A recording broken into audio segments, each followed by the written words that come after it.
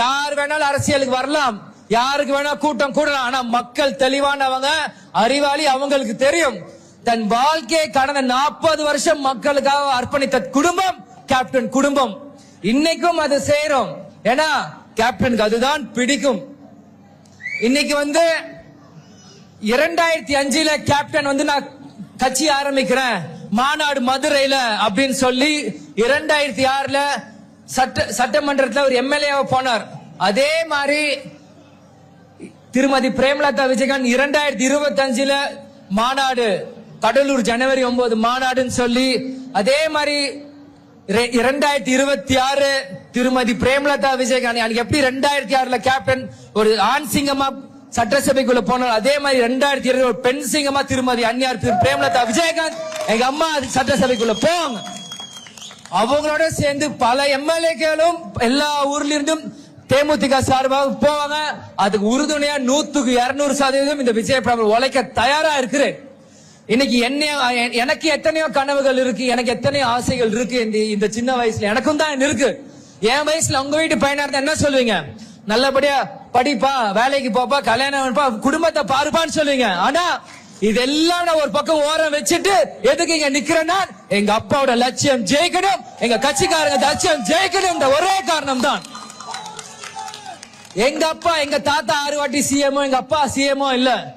அதே மாதிரி மத்த தலைவர்கள் மாதிரி எல்லாருமே மத்த கட்சியோட பின்புலத்துல கட்சி செய்யறவங்க இல்ல. சுயமா சம்பாதிச்சு, சுயமா ரசிகர் கூட்டத்தை உருவாக்கி, சுயமா கட்சியை இந்த மதுரையில் ஆரம்பிச்சு சுயமா நிக்கிற கட்சி தேசிய முற்போக்கு திராவிட கழகம். இந்த கட்சியை எவனாலையும் அசைக்க முடியாது, என்னைக்கும் அசைக்க முடியாது. ஏன்னா இது கேப்டன் ஆரம்பிச்ச கட்சி. இந்த கட்சி சும்மா நான் ஒரு வசனத்துக்கு பேசுறேன், தைரியமா பேசுறேன் மட்டும் நினைக்காதீங்க. இதுவரைக்கும் நீங்க பிரேமலதா விஜயகாந்த பாத்திருப்பீங்க, விஜயகாந்த பாத்திருப்பீங்க. 2 பேரும் கலந்து இந்த விஜய பிரபர வருங்காலத்துல நீங்க பாப்பீங்க. இதுதான் உண்மை. ஏதோ நான் படிச்சிருக்கலாம், பையன் சென்னையில இருக்கான்னு மட்டும் யாரும் நினைக்காதீங்க. நேற்று நைட் திருவண்ணாமலை 10 மணி வரைக்கும் திருவண்ணாமலை இருந்தேன். இன்னைக்கு காலைல மதுரைக்கு உங்க முன்னாடி நிக்கல. மக்களுக்கு ஒரு பிரச்சனை, 1 மணி நேரம் பிளைட், 1/2 மணி நேரத்தை இறங்கிடும் சென்னை மதுரையில. எங்க இருந்தாலும் இப்படிதான் கேப்டன் எங்களை வளர்த்திருக்கிறார். அதனால எங்களுக்கு எந்த அச்சமும் இல்லை, எந்த பயமும் இல்ல. கேப்டன் சொல்லுவார், அடியில கனம் இல்ல, வழியில பயம் இல்ல. அதுதான் தேமுதிக. நாங்க எந்த மக்கள் பணத்தையும் சொரட்டல. எங்களுக்கு எங்க கட்சியில அவங்க வந்துருவாங்க, எந்த பயமும் இல்ல. இங்க நிக்கிற ஒவ்வொருத்தருமே கேப்டன் தான். சிகப்பு மஞ்சள் கருப்பு கட்டுற ஒவ்வொரு கரவேக்குமே கேப்டன் தான். இங்க கட்டுற ஒவ்வொருத்துமே கேப்டன் தான். அதனால கேப்டனோட ஆசையும் லட்சியமும் 2026 கண்டிப்பாக முரசு ஜெயிக்கும்.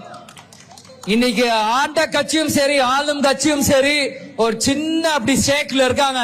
அந்த ஷேக்க சரி பண்ண அந்த கப்பலை ஓட்ட கேப்டன் கட்சி வந்தாதான் அந்த கப்பலை ஓட்ட முடியும். வேற யாரும் ஓட்ட முடியாது.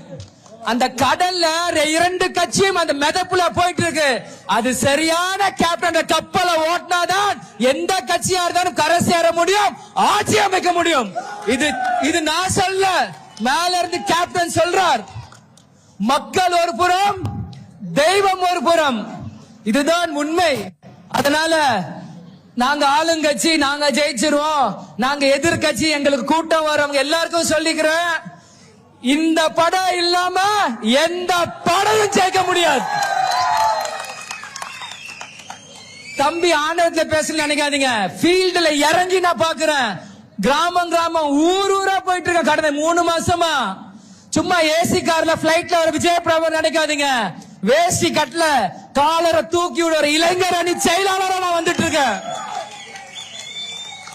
அதுதான் உண்மை.